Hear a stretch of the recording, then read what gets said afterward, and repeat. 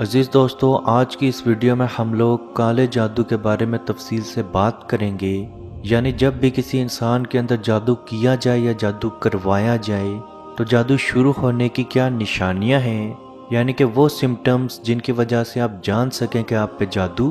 ہو چکا ہے۔ اور یہ سمٹمز جادو شروع ہونے کے فوراً ساتھ ہی نظر آنا شروع ہو جاتی ہیں، اور اگر آپ کو جتنی جلدی معلوم ہوگا آپ پہ جادو شروع ہو چکا ہے اتنی ہی جلدی آپ کو جادو ٹوٹنے میں آسانی ملے گی۔ عزیز دوستو، یاد رکھیں ضروری نہیں کہ ہر انسان پہ جادو موجود ہو، کیونکہ لوگوں کا یہ ماننا ہے کہ اگر آپ صلی اللہ علیہ وآلہ وسلم پہ جادو ہو سکتا ہے تو ہم لوگوں پہ جادو کیوں نہیں ہو سکتا۔ تو یاد رکھیں، عربوں میں ایک چیز بہت زیادہ مشہور تھی کہ آپ صلی اللہ علیہ وآلہ وسلم جادوگر ہیں، اور عرب کے لوگ یہ چیز بخوبی جانتے تھے کہ جادوگر کے اوپر کبھی بھی جادو نہیں ہو سکتا۔ لیکن جب آپ صلی اللہ علیہ وآلہ وسلم پہ جادو ہو گیا تو اس جادو کی وجہ سے لوگوں کو یہ معلوم ہو گیا کہ آپ صلی اللہ علیہ وآلہ وسلم جادوگر نہیں ہیں، ورنہ اللہ کی مرضی کے بغیر کبھی بھی کسی انسان پہ جادو نہیں ہو سکتا۔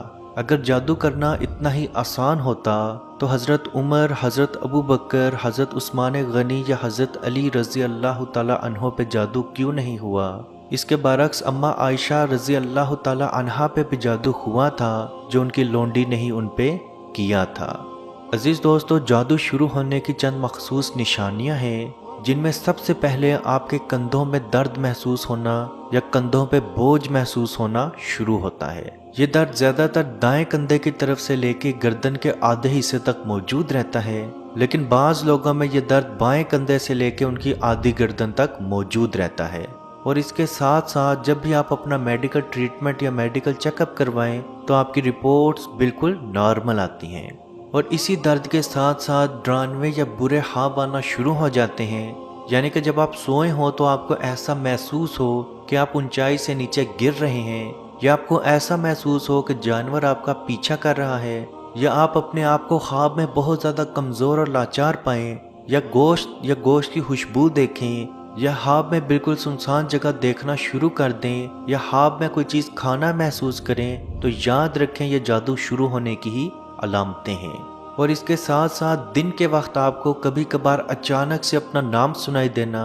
یا اچانک سے سائے نظر آنا، اگر آپ دوبارہ اس طرف دیکھیں تو آپ کو ایسا محسوس ہونا کہ یہ آپ کا وہم تھا، تو یاد رکھیں یہ بھی جادو شروع ہونے کی علامت ہے۔ عزیز دوستو، یاد رکھیں جب بھی آپ کو ایسا محسوس ہونا شروع ہو آپ فوراً ہی اپنا جادو کا علاج شروع کر دیں۔ اگر آپ کا علاج کرنے کے باوجود بھی یہ علامتیں ختم نہ ہو رہی ہوں یا تھوڑی سے تو کم ہوں لیکن اس کے باوجود بھی آپ کو آرام نہ آ رہا ہو تو آپ کسی اچھے عامل سے اپنا علاج ضرور کروائیں۔ یاد رکھیں اس دنیا میں اچھے اور برے دونوں عامل موجود ہیں، تو کوشش کریں صرف اسی عامل کے پاس جائیں جو اللہ اور اس کے نبی پہ ایمان رکھتا ہو اور قرآن و حدیث سے ہی آپ کا علاج کرے۔ عزیز دوستو، ویسے تو جادو کی اور بھی بہت ساری نشانیاں ہیں، جن میں کپڑوں کا کٹ جانا، یعنی کہ آپ نے کپڑے بالکل نئے پہنے ہوں یا الماری میں بالکل صحیح سلامت دھو کے رکھے ہوں، اور جب آپ وہ الماری سے کپڑے باہر نکالیں تو ان پہ کٹ لگ چکا ہو، اور وہ کٹ اس طرح کا ہو کہ کینچی یا بلیڈ کی مدد سے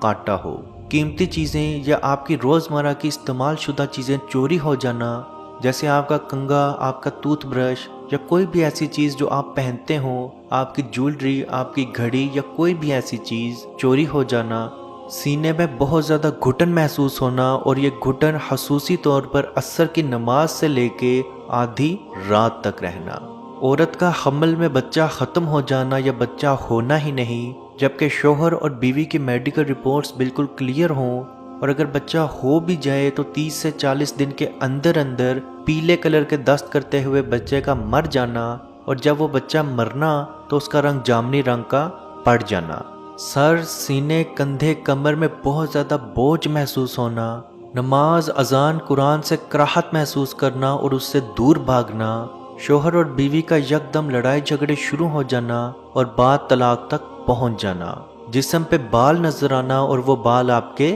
نہ ہوں، منہ یا جسم کے کسی حصے سے بہت زیادہ بدبو آنا، سوئی یا کسی تیز چیز کا چبھنا یا لگنا محسوس ہونا۔ عزیز دوستو، یہ بھی جادو کی علامات ہیں، اور یاد رکھیں جب بھی آپ کو یہ علامات نظر آئیں تو اپنا جلد سے جلد علاج کروانا شروع کریں، کیونکہ جادو کا علاج جتنی جلدی آپ شروع کریں گے وہ جادو اتنی ہی جلدی ختم ہوگا، اور اگر جادو ہوئے ہوئے زیادہ عرصہ یا زیادہ ٹائم ہو چکا ہوگا تو اس جادو کا خاتمہ کرنے کے لیے اتنی ہی محنت، اتنا ہی ٹائم لگے گا۔ اب علاج کیسے کیا جائے؟ تو جادو کے علاج کے لیے نبی کریم صلی اللہ علیہ وآلہ وسلم کا فرمان ہے، جو شخص رات سونے سے پہلے آیت الکرسی، سورہ بقرہ کی آخری 2 آیات، سورہ فلق، سورہ ناس دونوں ہاتھوں پہ دم کر کے یعنی تھو کر کے پورے جسم پہ پھیر لے، اس کے اوپر جادو یا جنات کا اثر مکمل طور پہ 3 دن کے اندر اندر ختم ہونا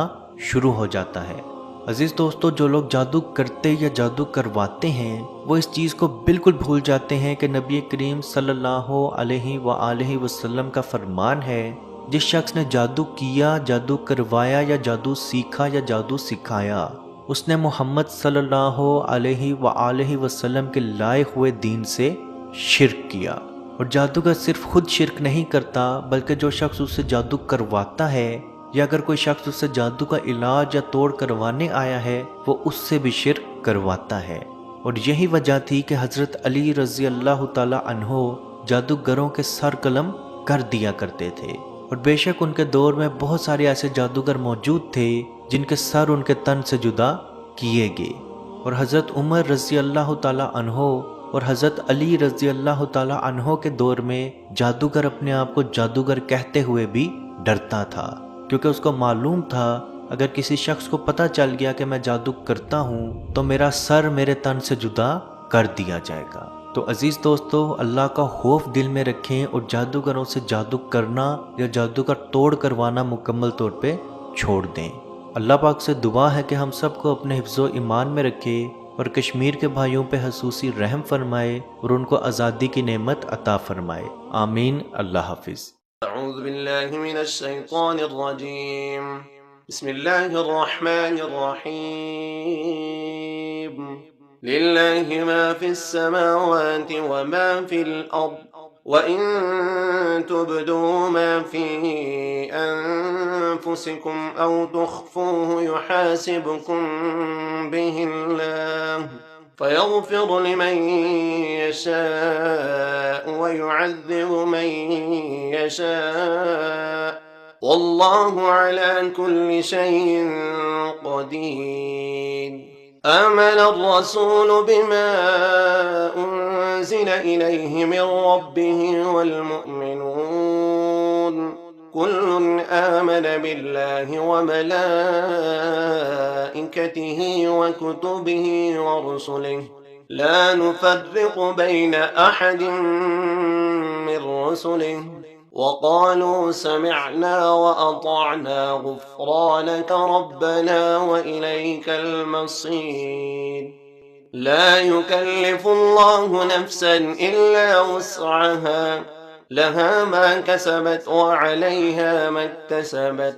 ربنا لا تؤاخذنا إن